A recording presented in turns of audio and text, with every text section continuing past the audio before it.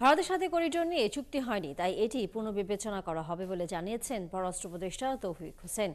রবিবার দুপুরে সাংবাদিকদের এসব কথা বলেন তিনি। উপদেষ্টা জানান, শেখ হাসিনার কূটনৈতিক পাসপোর্ট বাতিল হয়েছে, তবে তিনি কোন প্রক্রিয়ায় ভারতে আছেন তা বাংলাদেশ জানে না। যদি লিগ্যাল প্রসেস থেকে একটা প্রশ্ন আসে তাহলে আমরা তো ফেরত চাইতেই পারি, চাইবো। যদি আইন আদালত আমাদেরকে বলে যে তাকে ফেরত আনার জন্য ব্যবস্থা করবো, আমরা সেটা ব্যবস্থা করার চেষ্টা করবো।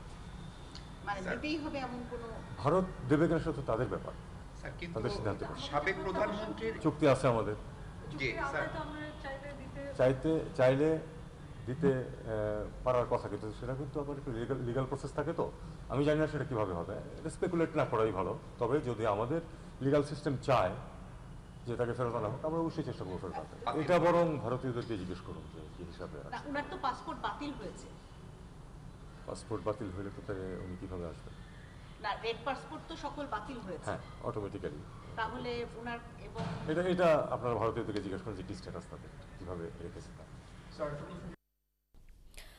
দর্শক, পররাষ্ট্র উপদেষ্টার এই সংবাদ সম্মেলনে ছিলেন আমাদের সহকর্মী ঝুমুর বাড়ি। আমরা তার সাথে এই মুহূর্তে আরও বিস্তারিত জানবার জন্য যুক্ত হচ্ছি। ঝুমুর, যেমনটা আমরা শুনছিলাম যে সাবেক প্রধানমন্ত্রীর যেই বিশেষ পাসপোর্ট সেটি বাতিল হয়েছে, কিন্তু এখন পর্যন্ত তিনি কোন অবস্থানে সে ভারতে অবস্থান করছেন সেটি এখনও বাংলাদেশ জানে না। এবং এর আগে আপনি বলছিলেন যে তাকে দেশে ফিরিয়ে আনার ক্ষেত্রে স্বরাষ্ট্র মন্ত্রণালয় এবং একই সাথে আইন মন্ত্রণালয় আবেদন করবার হয়তো একটি সুযোগ আছে। সেই বিষয়ে কোনো সুনির্দিষ্ট তথ্য দিয়েছেন কিনা পররাষ্ট্র উপদেষ্টা, যে কবে নাগাদ এই আবেদনের প্রক্রিয়াটি শুরু হতে পারে বা ভাবছে সরকার?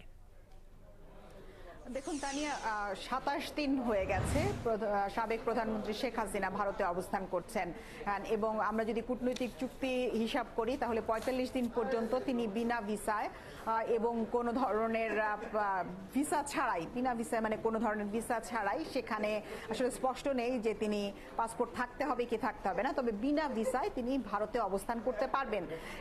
তাহলে ২৭ দিন থেকে ৪৫ দিন আর বেশি দিন সময় নেই, এর মধ্যে আসলে স্ট্যাটাস হয়তো নির্ধারিত হবে। তবে ভারতের সাথে যেহেতু আমাদের বন্দি বিনিময় চুক্তি রয়েছে এবং ইতিমধ্যেই সাবেক প্রধানমন্ত্রীর নামে গতকালকেই ১০০ মামলা ইতিমধ্যেই হয়ে গেছে, অর্থাৎ মামলার সংখ্যাও একেবারেই কম নয়।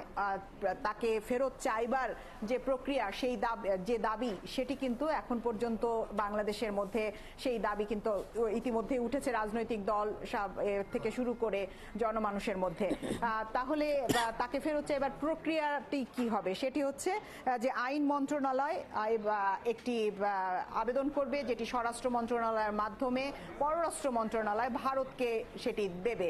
অর্থাৎ আইন এবং স্বরাষ্ট্র মন্ত্রণালয়কে এই কাজটি করতে হবে, যার প্রায়োগিক কাজটি করবে কিনা পররাষ্ট্র মন্ত্রণালয়, অর্থাৎ বাস্তবায়নের কাজ। আজ কিন্তু সেখানেও বেশ কিছু আইনগত বিষয় রয়েছে, অর্থাৎ আপনাকে আগেই বলছিলাম যে যদি রাজনৈতিক উদ্দেশ্যে মামলাগুলো হয়ে থাকে তাহলে ভারত তাকে ফেরত দিতে বাধ্য থাকবে না। আমরা এর আগেও বন্দি বিনিময় চুক্তির আওতায় ভারত অনুপ চেটিয়াকে ফেরত দিয়েছি, সেরকম ঘটনা রয়েছে। তবে রাজনৈতিক সদিচ্ছার উপরে কোনো কথা নেই, দুই দেশ চাইলে সে এবারের ঘটনাটিও ঘটতে পারে।